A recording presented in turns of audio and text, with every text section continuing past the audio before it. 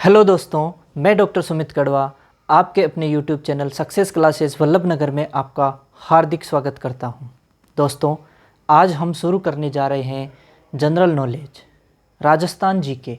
और राजस्थान जीके के अंदर अपन आज का टॉपिक लेके चलेंगे राजस्थान की स्थापत्य कला।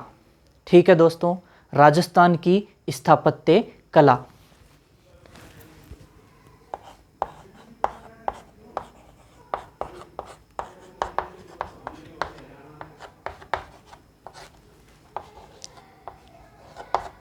ठीक है, राजस्थान की स्थापत्य कला के अंदर अपन सबसे पहले बात करेंगे राजस्थान के प्रमुख दुर्ग। राजस्थान के प्रमुख दुर्ग। ठीक है दोस्तों, तो दुर्ग के बारे में अपन सबसे पहला टॉपिक दुर्ग लेकर के क्यों चल रहे हैं, क्योंकि दुर्ग के बारे में अपन खूब सारी जानकारी लेंगे, जिसमें क्या है कि अपने लगभग पूरे राजस्थान घूम लेंगे। तो इस वजह से अपने और दूसरी जानकारियाँ भी इकट्ठी हो जाएगी, बीच बीच में अपने हिस्ट्री भी इसमें आ जाएगी। ठीक है, तो अपन ने सबसे पहला टॉपिक चूज किया राजस्थान के प्रमुख दुर्ग। ठीक है,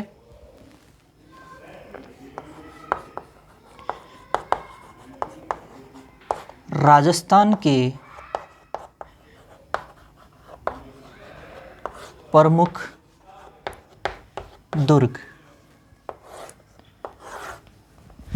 दोस्तों, आपको सबको पता है कि राजस्थान वीरों की भूमि है, वीरों और वीरांगनाओं की भूमि है राजस्थान। राजस्थान में आपको पता ही है कि यहाँ पर पुराने समय से ही ये अपने रिवाज रहा है कि ये वीरों और वीरांगनाओं की भूमि रही है। समय समय पर सब ने अपना बलिदान देकर के बहुत ही अच्छा काम किया है। ठीक है, तो यहाँ बात करें अगर अपन दुर्गों की, तो दुर्ग में भी दोस्तों क्या होता है कि एक तो होता है दुर्ग और एक होता है किला। क्या ये दोनों सेम है या दोनों में कोई फ़र्क है? तो ये अंतर अपन जानेंगे कि दुर्ग क्या होता है और किला क्या होता है। ठीक है दोस्तों, तो देखिए, एक होता है दुर्ग जिसे गढ़ भी बोल देते हैं, दुर्ग या गढ़, और दूसरा होता है किला। जैसे अपन गढ़ की बात करें, मेहरानगढ़ है, जयगढ़ है, आमेर का किला है। ठीक है, और किला में अगर अपन बात करें जैसे कुचामन का किला है, नागौर का किला है, ये किले में आते हैं। और गढ़ में कौन आएंगे? जैसे अपने जयगढ़ हो गया, जैसे कुंभलगढ़ हो गया, चित्तौड़गढ़ हो गया। और ये दोनों में क्या अंतर होता है वो अभी समझेंगे। ठीक है, देखिए, दुर्ग या गढ़, दुर्ग या गढ़ किसी भी राज्य का वह भवन होता है, दुर्ग या गढ़ किसी भी राज्य का वह भवन होता है जहाँ पर सारे संसाधन, या अपन बोले कि उस राज्य में जो भी वहाँ उस गढ़ में रह रहे हैं उनके लिए उपयुक्त संसाधन उपस्थित हो, उपयुक्त संसाधन उपस्थित हो। तो किसी राज्य का ऐसा भवन जहां संपूर्ण संसाधन उपस्थित हो या स्थित हो। ठीक है, संपूर्ण संसाधन कैसे? देखिए दोस्तों, पहले पुराने टाइम में क्या होता था कि कहीं पर भी अटैक करना होता था तो सबसे पहले अटैक किस पे करते थे? गढ़ या किले पे अटैक करते थे। ठीक है, गढ़ या अपन बोलते ना कि तू क्या गढ़ जीत लेगा, मतलब गढ़ या किला जीत लिया तो सब कुछ जीत लिया। गढ़ या किला जीत लिया इसका मतलब सब कुछ जीत लिया। तो गढ़ जो होता था, उस गढ़ में सारी व्यवस्था होती थी। जैसे कोई आक्रमणकारी आया, आक्रमणकारी आकर के उसने क्या कर दिया, गढ़ के चारों ओर डेरा डाल दिया। गढ़ के चारों ओर आकर के क्या कर दिया भैया, डेरा डाल दिया। अब अगर गढ़ में पूरी व्यवस्था है, जैसे खाने पीने की व्यवस्था है, अनाज पड़ा है, वहाँ पर अपने पास सैनिक है, उनके पास हथियार है, सारी संपूर्ण व्यवस्था है, तो बाहर जो आक्रमणकारी होगा, गढ़ के जो किले के जो दीवार है वो बंद कर दी, गेट जो है वो बंद कर दिया, और अपन अंदर बैठे हैं, 4-5 महीने तक वहाँ खाने पीने की सारी व्यवस्था है। तो बाहर वाला जो आक्रमणकारी होता था वो लगभग क्या होते थे, थक हार करके इंतजार करके वापस चले जाते थे। ठीक है, लेकिन किला क्या होता है, किला गढ़ से क्या होता है, छोटा होता है। यहाँ पर क्या है, यहाँ पर ऐसा भवन है राज्य का जहाँ पर पूरे संसाधन उपस्थित नहीं होते हैं, या ऐसा बोल सकते हैं कि लंबे समय तक राज्य की सुरक्षा ये नहीं कर पाता है। लंबे समय तक कैसे, कि यहाँ पर संपूर्ण संसाधन इसके अंदर उपस्थित नहीं रहते हैं।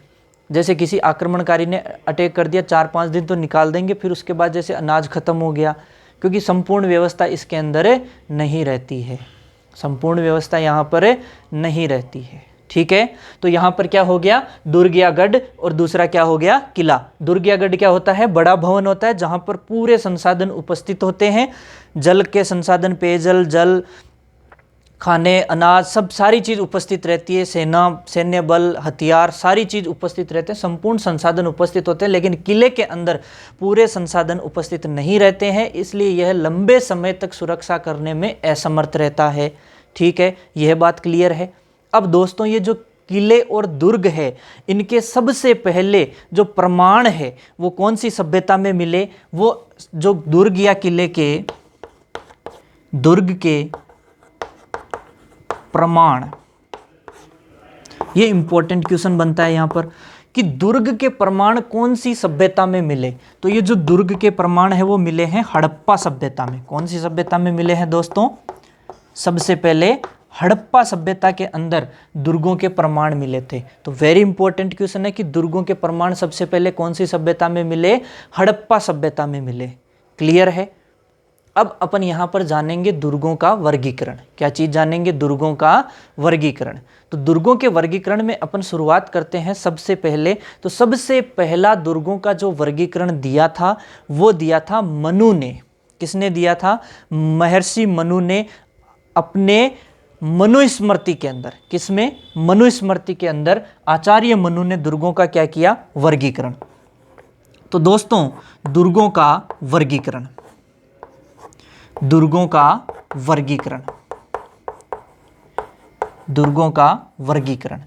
दुर्गों के वर्गीकरण की अगर अपन बात करें तो दुर्गों का पहला कौन सा, पहला वर्गीकरण, पहला वर्गीकरण जो है वो सबसे पहला क्या रहे, सबसे पहला जो भैया पहला होता है उसे याद रखते हैं सब। सबसे पहला वर्गीकरण जो है वो मिला मनु स्मृति के अंदर, आचार्य मनु के द्वारा किया गया।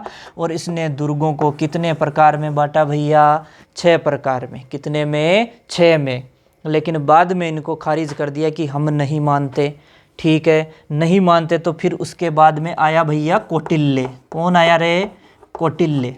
कौन से भाई साहब आए, कौटिल्य भाई साहब। और कौटिल्य भाई साहब ने दुर्गों को बांटा कितने प्रकार में, 4 प्रकार में। कितने प्रकार में, 4 प्रकार में। दोस्तों इसको थोड़ा सा ध्यान देना है, एग्जाम में क्वेश्चन पूछ सकता है। किस तरीके से देखते हैं, कौटिल्य के 4 दुर्ग कौन कौन से थे, गिरि था, ठीक है, ओदुक दुर्ग था, ओदुक श्रेणी में बांटा।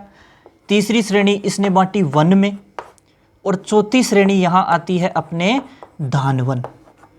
चौथी श्रेणी कौन सी आती है, धानवन। ठीक है भाई साहब, कौटिल्य ने कितने प्रकार में बांटा, 4 प्रकार में, गिरि, ओदुक, वन और धानवन। गिरि, ओदुक, वन और धानवन। क्वेश्चन कैसे पूछ लेगा, क्वेश्चन पूछ लेगा, एक क्वेश्चन दे देगा, निम्न में से कौटिल्य की श्रेणी है। ठीक है, गिरि दे दिया, ओदुक दे दिया, वन दे दिया, और चौथा दे दिया जल। ठीक है, तो दोस्तों देखो क्या होता है कि ये जो ओदुक श्रेणी है इसे अपन ये भी, ओदुक और जल एक ही बात होता है। कैसे, देखो गिरि तो क्या होता है, पर्वत पर स्थित होते हैं, पर्वत पहाड़ी के ऊपर, अरे डूंगर पे स्थित पर्वत पहाड़ी पे ऊपर स्थित होते हैं, तो वो कौन सी श्रेणी में आएंगे, गिरि में। राजस्थान के लगभग कौन सी श्रेणी में, गिरि श्रेणी में ही है। ओदुक, ओदुक क्या होता है, नदियों के संगम पर, नदियों के संगम पर, यानी जल दुर्ग ही हो गया ये एक तरीके का। कैसा दुर्ग हो गया, जल दुर्ग हो गया ओदुक वाला। फिर वन वाला है, जंगल में स्थित होगा कहीं ना कहीं। ठीक है, चारों ओर क्या होगा भैया, जंगल होगा, और जंगल और वन के अंदर होगा। धानवन क्या होगा, धरातल पर होगा। क्या होगा, धरातल। और धरातल भी कैसा होगा भैया, समतल होगा। जो समतल धरातल पर स्थित है वो कौन सी श्रेणी में आता है, धानवन श्रेणी में आता है। तो दोस्तों इंपॉर्टेंट बात है यहाँ पर इस ओदुक वाली। इंपॉर्टेंट बात कैसे है कि ओदुक को क्या बोलते हैं, जलदुर्ग भी बोलते हैं। लेकिन अगर एग्जाम में क्वेश्चन आए क्या क्वेश्चन आए कि निम्न में से कौटिल्य की श्रेणी है, और ऑप्शन आए गिरी, ओदुक, ठीक है, वन, और तीसरा ऑप्शन आ जाए, चौथा ऑप्शन अपने पास आ जाए जलदुर्ग। तो कौटिल्य की श्रेणी कौन सी नहीं है? जलदुर्ग, क्योंकि कौटिल्य ने जलदुर्ग वर्ड यूज नहीं किया, उसने क्या वर्ड यूज किया? उसने ओदुक यूज किया है। क्या यूज किया है? ओदुक, ठीक है। जलदुर्ग यूज किया था, कौटिल्य ने यूज नहीं किया। क्या वर्ड यूज नहीं किया कौटिल्य ने? जलदुर्ग। थोड़ा सा ये ध्यान रखना, इसने क्या यूज किया है? ओदुक। वेरी इंपॉर्टेंट क्वेश्चन बनता है यहाँ पे, गिरी, ओदुक, वन और धानवन। ओदुक और जलदुर्ग एक ही बात है, लेकिन कौटिल्य ने क्या बोला? ओदुक बोला। क्लियर है? अब इसके बाद में यहां पर इसने बोले 6 प्रकार, इसने बोले 4 प्रकार। इनके बाद में जो सबसे फेमस है वो आई शुक्र नीति। क्या आया? शुक्र नीति। और इस शुक्र नीति के अनुसार दुर्गों को कितने प्रकार में बांटा गया है भैया? 9 प्रकार। कितने प्रकार के? 9 प्रकार के। क्लियर है? अब 9 प्रकार के कौन कौन से हैं? तो 9 प्रकार के कौन कौन से हैं उनका नाम याद रखना है, तो बड़े ही आसानी से याद रख सकते हैं। कैसे याद रख सकते हैं? गिरी, गिरी एवन बिजली, गिरी, ट्रिक बता रहा हूं, गिरी एवन बिजली, ठीक है। गिरी एवन बिजली, धान जल गया। अरे बिजली गिरेगी तो धान तो जलेगा ही। गिरी एवन बिजली, धान जल गया। लेकिन दोस्तों देखो रे, क्या शेष रह गया? पाप शेष रह गया। पाप शेष रह गया, ठीक है। जो अपने काम का नहीं है उसे काट देंगे। ये अपने काम का नहीं है, ये अपने काम का नहीं है, और ये अपने काम का नहीं है। क्या बोला? गिरी एवन बिजली, यानी एवन बिजली गिरी रे, ऐसी बिजली गिरी कि धान तो जल गया। कौन जल गया? धान जल गया, और पाप शेष रह गया। देखो रे कैसा जमाना आया है, कैसा खराब जमाना आया है टाबरियों। धान तो पूरा जल गया और पाप शेष रह गया। बहुत ही गलत बात है रे। देखिए, गिरी एवन बिजली, धान जल गया, पाप शेष रह गया। धान जल गया, पाप शेष रह गया। अब तुम कहोगे रे मास्टर स्ट्रिक कोई बताएगा कि इन 9 के नाम भी बताएगा? तो मेरे प्यारे रसगुल्लों, इसका नाम भी बताऊंगा। तो देखिए 9 प्रकार, ये कौन कौन से 9 प्रकार है। सबसे पहले है गिरी श्रेणी। यहाँ बात कर लेता हूँ, सबसे पहले कौन सी श्रेणी आ जाएगी अपने? गिरी। दूसरा आ जाएगा ए से अपने आ जाएगा एरण। ए से क्या आ जाएगा भैया? एरण। तीसरा है वन, वन से अपने क्या आ जाएगा रे? वन श्रेणी। चौथा अपने आ जाएगा धान से आ जाएगा धानवन। क्या आ जाएगा भैया? धानवन। जल से आ जाएगा जल श्रेणी, ठीक है। यहां फिर आ गया पा और प। थोड़ा सा इसका ध्यान रखना है, पा प। अरे पाप बड़ा खतरनाक होता है, पाप का थोड़ा ध्यान रखना है भैया। तो पाप में कौन कौन है? देखो नंबर यहां पर ले लेता हूं मैं 6 पे है पा से हो गया आपके पारिख, और 7 नंबर पे से हो गया पैरिद, ठीक है। अब नंबर 8 पे आपके आ गया से हो गया सैन्य, और से हो गया आपके नंबर 9 पे सहाय, ठीक है दोस्तों। तो कितने तरीके के हो गए? 9। कौन कौन से? गिरी, एरण, वन, धानवन, जल, पारिख, पारिद, सैन्य और सहाय। क्लियर है? अब देखते हैं इनके अंदर क्या होता है। गिरी सबको पता है, पर्वत के ऊपर स्थित जो दुर्ग होगा वो कौन सी श्रेणी में आएगा? गिरी श्रेणी के अंदर आएगा, ठीक है। राजस्थान के अधिकांश दुर्ग है वो गिरी श्रेणी के अंदर, लगभग पहाड़ों पर ही है, ठीक है। फिर उसके बाद अपन बात करते हैं एरण। एरण क्या होता है? ऐसा दुर्ग जिस तक पहुंचने का जो रास्ता है वो बड़ा ही दुर्गम हो। ऐसा दुर्ग जहां तक पहुंचने का रास्ता बड़ा ही दुर्गम हो, यानी इसके लिए एरण कौन सा आएगा? एरण में क्या होगा? पहुंचने के लिए जो रास्ता होगा वो कैसा होगा भैया? दुर्गम रास्ता होगा। रास्ता कैसा होगा? दुर्गम रास्ता। तो वो एरण में आएगा। आपने नाम सुना होगा अबुल फजल, ठीक है। अबुल फजल ने जैसलमेर किले, सोनारगढ़ किले के लिए क्या बोला था कि घोड़ा कीजिए काठ का, पग कीजिए पाषाण। घोड़ा कीजिए काठ का, पग कीजिए पाषाण, बख्तर बंद शरीर, शरीर कीजिए बख्तर बंद, तब पहुँचे जैसाण। क्या बोला दोस्तों? घोड़ा कीजिए काठ का, पग कीजिए पाषाण, शरीर कीजिए बख्तरबंद, तब पहुँचे जेसाण। यानी अगर घोड़ा तो करो कैसा? लकड़ी के जैसा, पग करो अपने पत्थर के जैसे, और पूरे शरीर को बख्तरबंद कर लो, तब आप जैसलमेर जेसाण उस जैसलमेर दुर्ग में पहुँचोगे। मतलब वहाँ जाने का रास्ता बड़ा ही दुर्गम है रे। क्या है? दुर्गम है। तो वो जो अपने सोनारगढ़ किला है, कौन सा किला? सोनारगढ़ किला है, वो कौन सी श्रेणी के अंदर आ जाएगा? एरण की श्रेणी में। कौन सी श्रेणी में आएगा? एरण श्रेणी में। वन, वन के अंदर आपको पता है वन में कौन से आएंगे? जो जंगल में स्थित है, ठीक है। और जंगल में स्थित कौन सा दुर्ग है? रणथंबोर। तो वन का एग्जाम्पल में आएगा अपने रणथंबोर। कौन सा आएगा? रणथंबोर। रणथंबोर के लिए भी अबुल फजल ने एक बात बोली थी। क्या बात बोली थी? कि रणथंबोर का जो दुर्ग है, यह दुर्ग बख्तरबंद है, बाकी सारे दुर्ग नंगे हैं। अरे भाई साहब, अबुल फजल आता था, हर कुछ ही बोल के चला जाता था। अब अपने को याद रखना पड़ रहा है, क्या जरूरत थी उसको बोलने की? है अब अपने को ध्यान रखना पड़ता है ना, कौन सा बख्तरबंद है, कहाँ उसने लकड़ी का घोड़ा और पत्थर के पैर करवाए हैं, याद तो अपने को ही रखना पड़ेगा। उसको कहाँ ज़रूरत थी बोलने की? चुपचाप अपने ये घूम घाम के चला जाता। लेकिन नहीं रे, कीड़ा था उसके भी, तो इसलिए कुछ ना कुछ बोलता था। अब याद अपने को रखना है। तो यहाँ पर वन, वन के अंदर जो जंगल में स्थित हो, जैसे रणथंबोर का है, तो रणथंबोर के लिए उसने क्या बोला? कि ये जो वन, ये जो है दुर्ग, ये बख्तरबंद है, बाकी सारे नंगे हैं। बाकी सारे कैसे हैं? नंगे हैं। किसने कहा? अबुल फजल ने। बात करते हैं अब धानवन की। धानवन क्या होता है? धानवन ऐसे दुर्ग होते हैं जो समतल सतह पर हो, जो जमीन के ऊपर हो। और ऐसा दुर्ग कौन सा है? जूनागढ़ का। कौन सा है? जूनागढ़ का। अब जूनागढ़ को जमीन का जेवर भी कहते हैं भैया। जूनागढ़ को क्या कहते हैं? जमीन का जेवर। जमीन पर बना है, समतल सतह पर बना हुआ है, ठीक है। जैसे नागौर का किला है, जहाँ मतलब पहाड़ियाँ नहीं है, जहाँ नदियाँ नहीं है, वहाँ पर जो, जहाँ जंगल नहीं है, वहाँ पर जो बनेगा वो कैसा बनेगा? धानवन ही बनेगा। फिर देखिए, अब बात करते हैं जलदुर्ग। जलदुर्ग वही चीज़ है, नदियों के संगम पे बनेगा। यहाँ भी बात करी थी, ओदुक और जलदुर्ग एक ही बात है। ओदुक और जलदुर्ग एक ही बात है। लेकिन ओदुक शब्द यूज करा था किसने? कौटिल्य ने। और शुक्र नीति में यूज किया गया था जलदुर्ग।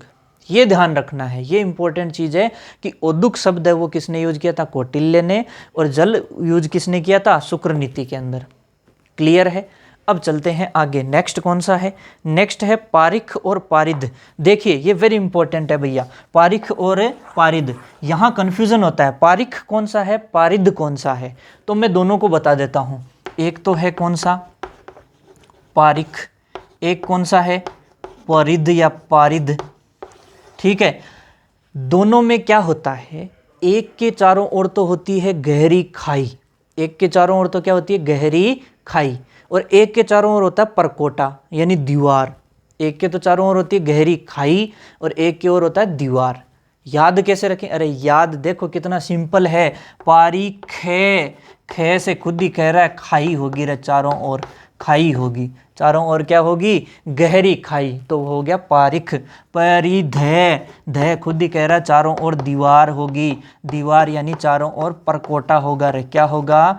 परकोटा होगा। तो वो पारिध में आ जाएगा, पारिख में आ जाएगा। चारों ओर गहरी खाई होगी। गहरी खाई कौन से में? अरे अपना लोहागढ़, भरतपुर वाला रे।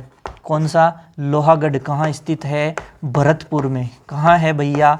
भरतपुर में है। चारों ओर दीवार परकोटा हो तो ये अपना कौन हो गया? कुंभलगढ़। कौन सा हो गया भैया? कुंभलगढ़ हो गया। कौन सा दुर्ग हो गया? कुंभलगढ़ दुर्ग। बोलो क्लियर है? कुंभलगढ़ दुर्ग में चारों ओर 36 किलोमीटर दीवार है। 36 किलोमीटर लंबी दीवार है। ये दुनिया की दूसरे नंबर की दीवार है। पहले नंबर पर तो चीन की है, दूसरी कौन है?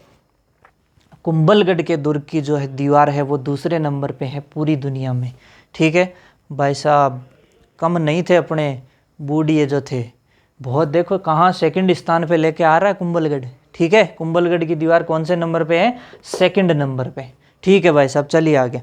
अब है कौन सा? सैन्य दुर्ग। सैन्य दुर्ग सीधी सी बात है, कौन निवास करेगी? सेना निवास करेगी। और राजस्थान के जितने भी दुर्ग है लगभग सारे दुर्गों के अंदर क्या करती थी? सेना निवास करती थी। तो लगभग सारे दुर्ग कौन से दुर्ग थे? सैन्य दुर्ग। फिर अपन बात करते हैं किसकी, सहाय की। किसकी बात करते हैं, सहाय दुर्ग। सहाय दुर्ग का दूसरा नाम अपन बोल सकते हैं लिविंग फोर्ट। क्या बोल सकते हैं, लिविंग फोर्ट। तो इसमें क्या होगा, जो ये सहाय है इसके अंदर क्या होगा भैया, यहाँ पर सेना प्लस आमजन, सेना प्लस आमजन, सेना भी होगी, आमजन भी होंगे, लोग बाग भी रहेंगे और सेना भी रहेगी।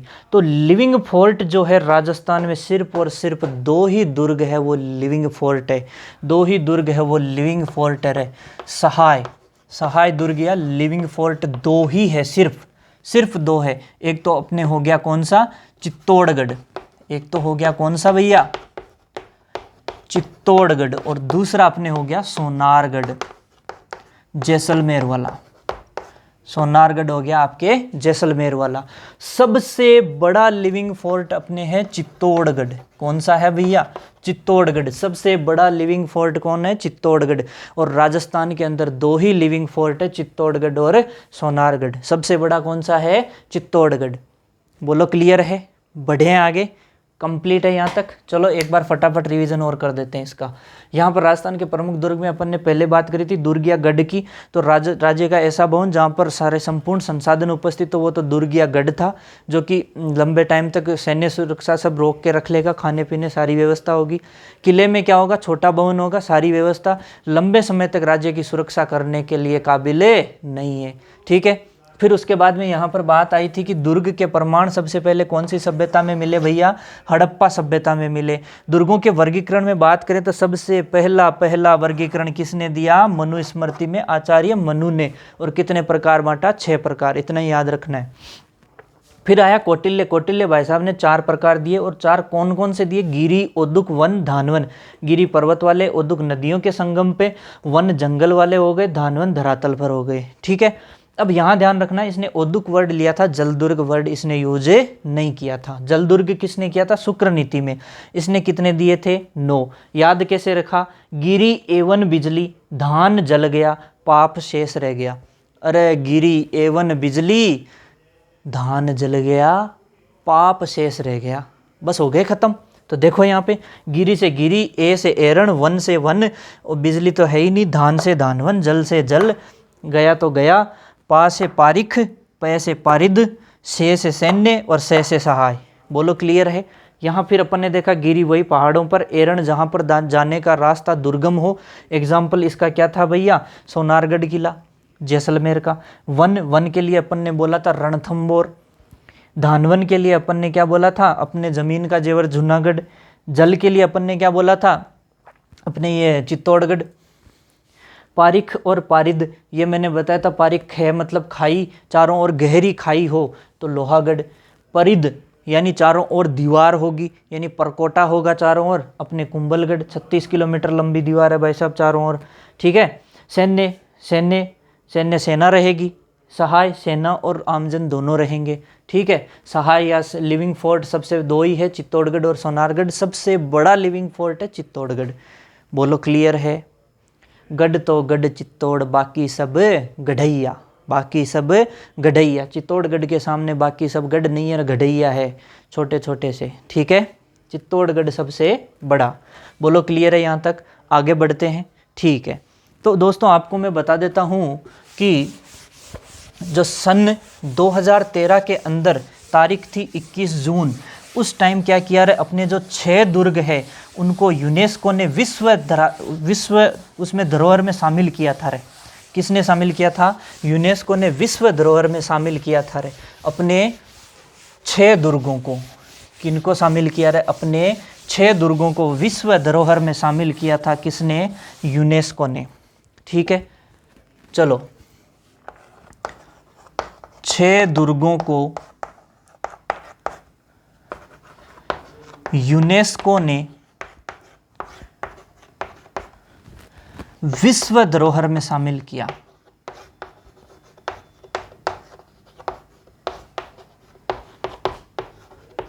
विश्व धरोहर में शामिल किया कितने दुर्गों को, 6 दुर्गों को। ठीक है भैया। कब किया, 21 जून 2013 में। ठीक है भैया, 2013 2013 में, 21 जून 2013 में।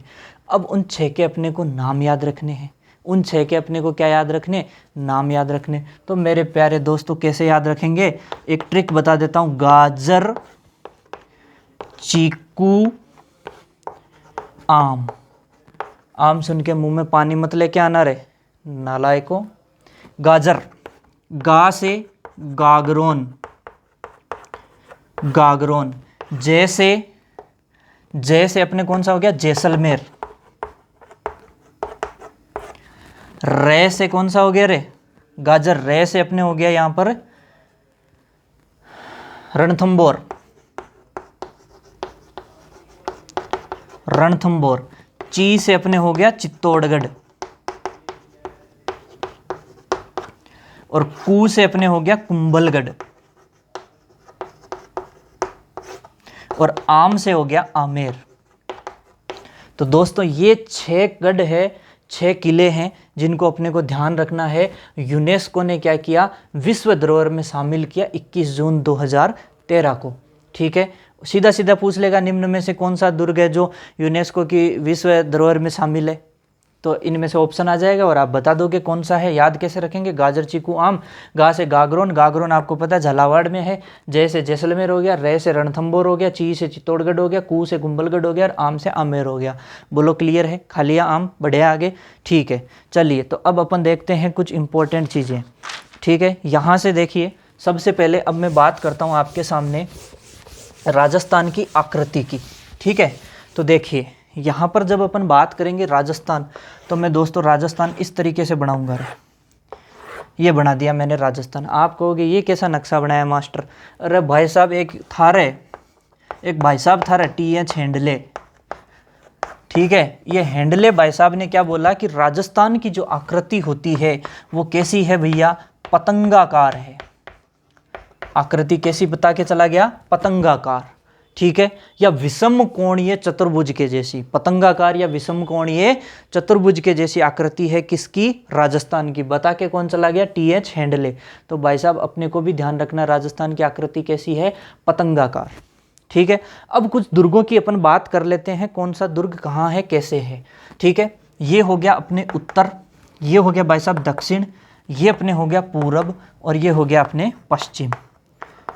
तुम कहोगे मास्टर ये तो हमें ही पता है, ये हमें मत बता, हमें तो ये बता, दुर्ग की बात कर रहा था वो बता। अरे तो सुनो तो सही, बता रहा हूँ ना। उत्तरी पे बात करें अपन, सबसे उत्तर में कौन है, गंगानगर, हनुमानगढ़। गंगानगर में कोई खास दुर्ग नहीं है, हनुमानगढ़ में है। कौन सा है, भटनेर दुर्ग। कौन सा दुर्ग है, भटनेर दुर्ग। तो ये है भैया उत्तरी सीमा का प्रहरी, उत्तरी सीमा का प्रहरी, या इसको बोल दूं मैं रक्षक, या इसको मैं बोल दूं प्रवेश द्वार। वो कौन होगा, भटनेर दुर्ग। कौन सा होगा भैया, भटनेर दुर्ग। उत्तरी सीमा का प्रहरी, उत्तरी सीमा का रक्षक, उत्तरी सीमा का प्रवेश द्वार कौन है, भटनेर दुर्ग। अरे मेरे प्यारे रसगुल्लो, पूर्व की अगर अपन बात करेंगे, अपन बोलेंगे पूर्वी सीमा का प्रहरी, पूर्वी सीमा का प्रहरी, या उसका रक्षक, या उसका प्रवेश द्वार। तो वो कौन होगा रे भैया, वो अपने प्यारा प्यारा लोहागढ़ रे। कौन सा गढ़, लोहागढ़, जो किस में है रे, भरतपुर में है। ठीक है मेरे प्यारे रसगुल्लों, चलिए आगे अपन बोलेंगे दक्षिणी सीमा के प्रहरी की बात करेंगे। तो दक्षिण में सबसे मजबूत आपको सबको पता है कौन सा होगा रे भैया, चित्तौड़गढ़। गढ़ तो गढ़ चित्तौड़गढ़, बाकी सब गढ़ैया। पश्चिम की अगर अपन बात करने जाएंगे तो पश्चिम में आपके जो जैसलमेर वाला है रे, कौन रे भैया, सोनारगढ़।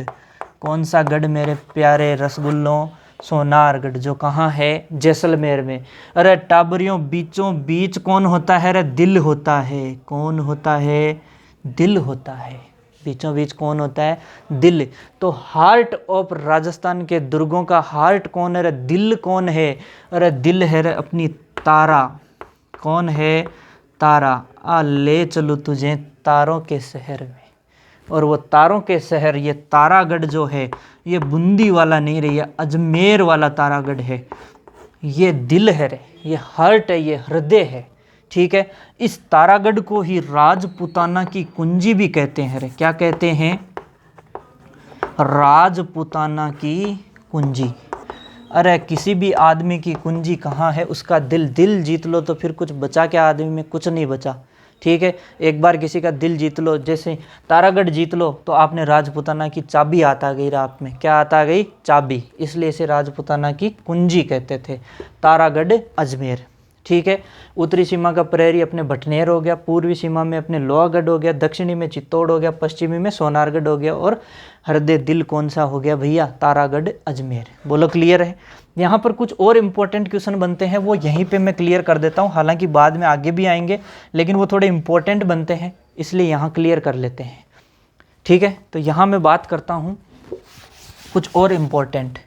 मान लीजिए रे टाबरियों, ये कौन है? राजस्थान है। तो राजस्थान में देखो सबसे प्राचीन दुर्ग क्या रे? सबसे प्राचीन दुर्ग दोस्तों, सबसे प्राचीन दुर्ग कौन सा है? अपने भटनेर दुर्ग है रे। कौन सा दुर्ग है? भटनेर दुर्ग सबसे प्राचीन दुर्ग है। ठीक है, भटनेर दुर्ग सबसे प्राचीन है, तो सबसे नया कौन सा है भाई? नवीनतम में अपने को दो ध्यान रखने हैं। ठीक है, एक तो याद रखना है मोहनगढ़। मोहनगढ़ कहाँ है भैया? जैसलमेर में। और दूसरा अपने को याद रखना है कौन सा नवीनतम में? अपना लोहागढ़। कौन सा गढ़ रे? अपना प्यारा प्यारा लोहागढ़, भरतपुर में है। ठीक है, तो नवीनतम में दो याद रखने, मोहनगढ़ और लोहागढ़। तुम कहोगे सर दोनों ऑप्शन में आ गए तो क्या करेंगे? अरे मेरे रसगुल्लों, दोनों आ जाए तो मोहनगढ़ कर देना रे। दोनों लगभग एक ही टाइम बने थे, लेकिन मोहनगढ़ नवीनतम और पूछे तो कौन सा आ जाएगा? मोहनगढ़ रे। कौन सा गढ़? मोहनगढ़। कहाँ है? जैसलमेर में। ठीक है भैया, सबसे प्राचीन दुर्ग हो गया भटनेर दुर्ग, सबसे नवीनतम में हो गया मोहनगढ़ और लोहागढ़। मोहनगढ़ दोनों आए तो मोहनगढ़ करना है, बाकी एक आए तो कोई सा भी आए वही करना है। कंप्लीट। चलिए, अब देखना है अपने को सबसे ज़्यादा आक्रमण। सबसे ज़्यादा आक्रमण दोस्तों, आक्रमण दो तरीके के रहे। कौन कौन से? एक तो हो गया विदेशी, और दूसरा हो गया स्वदेशी। भाई साहब, सबसे ज्यादा विदेशी आक्रमण किसने झेले? भटनेर दुर्ग ने झेले रे। कैसे झेले? इधर मुल्तान और दिल्ली मार्ग के बीच में पड़ता था भटनेर दुर्ग। आते सबसे पहले भटनेर मिलता, सबसे पहले भटनेर पे अटैक करते थे रे। सबसे पहले किस पे अटैक करते रहे? भटनेर पे अटैक करते थे। ठीक है, तो सबसे ज्यादा विदेशी आक्रमण कौन से दुर्ग पे हुए भाई साहब? भटनेर दुर्ग पे हुए। ठीक है, और स्वदेशी, अरे भाई साहब देश वाले, अपने ही देश वाले मार रहे हैं। वो किसको मार रहे हैं भाई साहब? इस दिल को मार रहे हैं रे। ये जो दिल है ना, बड़ा नाजुक है रे। बेचारे इधर वाले भी अटैक कर रहे हैं, बीच में रह गया ना। इधर वाले भी, इधर वाले भी, इधर वाले भी बीच में है, तो सारे इसी पे अटैक कर रहे हैं रे। सबसे ज़्यादा स्वदेशी आक्रमण कौन किसने झेले? तारा ने झेले रे, तारागढ़ ने झेले रे। कौन सा तारागढ़ है? अजमेर वाला तारागढ़ है, ये ध्यान रहे। बीच में था ना, दिल बड़ा नाजुक था, सबने फायदा उठाया, चारों ओर से आक्रमण किया रहे। तो सबसे ज़्यादा स्वदेशी आक्रमण किसने झेले? तारागढ़ ने। ठीक है, सबसे ज़्यादा गहराई पर स्थित कौन सा है भैया? सबसे ज़्यादा गहराई में स्थित है अपना लोहागढ़। कौन है भैया? अपना लोहागढ़ है, वो सबसे ज़्यादा गहराई में स्थित दुर्ग है। सबसे अधिक बुर्जों वाला, सबसे अधिक बुर्जों वाला दुर्ग,